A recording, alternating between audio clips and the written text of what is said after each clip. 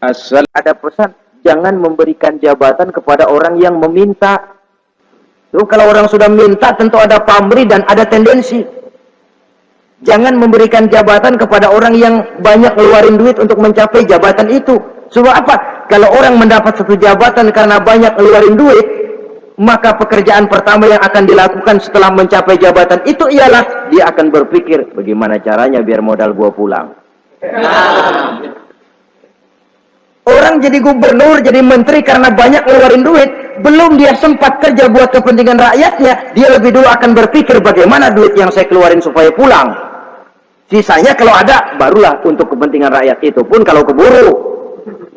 Saudara-saudara yang saya hormati, Nabi Yusuf tidak pernah minta jabatan. Raja memberikan jabatan itu.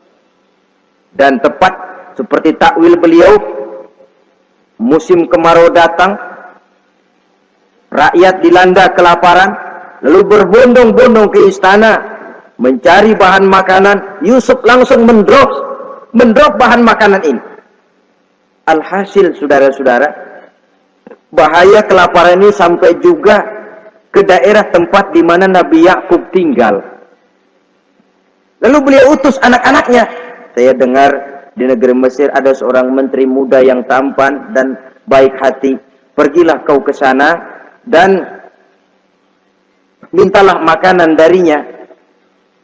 Berangkatlah mereka ini.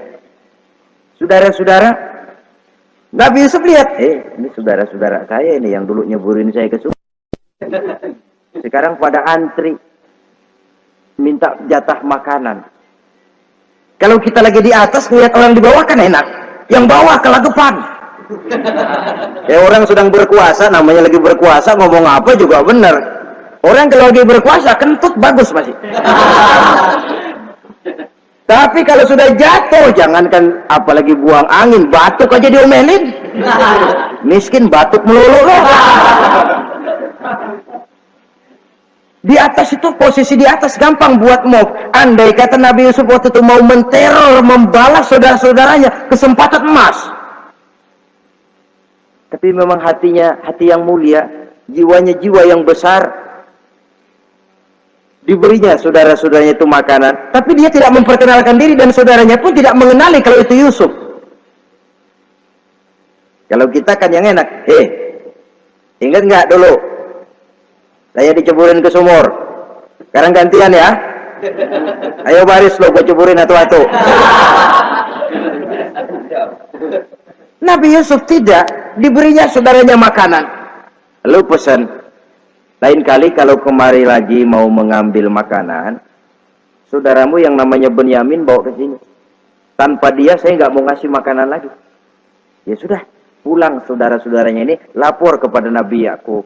Abah, itu menteri pesan kalau kamu mau ngambil makanan lagi Benyamin harus dibawa. Kalau nggak dibawa kami nggak akan dikasih makanan. Nabi Yakub curiga lagi. Dulu Yusuf hilang. Sekarang nih Benyamin ini saudara sekandung Nabi Yusuf. Kalau yang lain satu bapak lain ibu, tapi dengan Benyamin ini satu ibu satu bapak. Ini Benyamin mau digituin lagi. Bagaimana? Pokoknya Pak, yang dulu-dulu kami udah tobat dan sekarang mah bener-bener banget dah nih. Biasanya sekali lancung ke ujian itu seumur hidup orang nggak percaya. Sampai akhirnya Benyamin pun dibawa ke sana. Saudara-saudara yang saya hormati, terjadilah pertemuan Yusuf dengan Benyamin dan akhirnya saudara-saudaranya ini dijelaskan siapa menteri itu sebenarnya, diminta menjemput Nabi Yakub.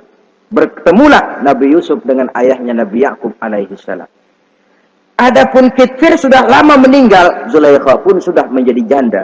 Namun dalam jandanya dia tetap merindukan Yusuf siang dan malam. Didambakannya kapan saat pertemuan akan terjadi. Sampai ketika satu hari didengarnya Yusuf akan meninjau satu daerah, dia sudah diri paling depan. Ketika Yusuf lewat, dia nyindir dengan katanya, Maha suci Allah yang memuliakan orang yang takwa dan menghinakan orang yang berdosa. Merasa ada sindiran, Yusuf nengok. Zulaikha kan? Iya Yusuf.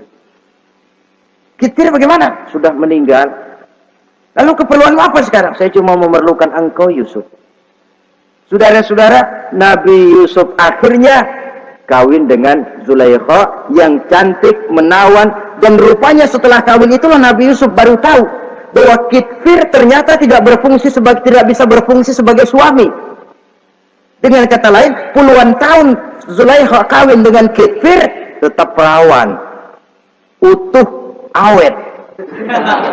Rupanya Kitfir liwat terus dan numpang liwat, nggak pernah mampir. Dan sejak saat itu berbahagialah Nabi Yusuf dengan Siti Zulaikha. Kita ambil hikmah dari riwayat singkat ini. Pertama, kecantikan zohir lebih penting, kecantikan batin lebih penting dari kecantikan zohir. Alangkah lebih baik lagi kalau kecantikan zohir itu berpadu dengan kecantikan batin. Karena dalam pandangan Islam, Allah tidak menilai manusia dari rupa dan harta, tetapi dari hati dan amal perbuatan. Yang kedua, bahwa ujian dan cobaan yang diterima Nabi Yusuf tetapi dihadapi dengan ketabahan, pada akhirnya menghasilkan kebahagiaan. Kebahagiaan dunia dan kebahagiaan akhirat. Inilah saja pertemuan yang singkat ini. Mudah-mudahan ada manfaatnya. Terima kasih atas segala perhatian. Mohon maaf atas segala kekurangan. Wassalamualaikum warahmatullahi wabarakatuh. Waalaikumsalam warahmatullahi wabarakatuh.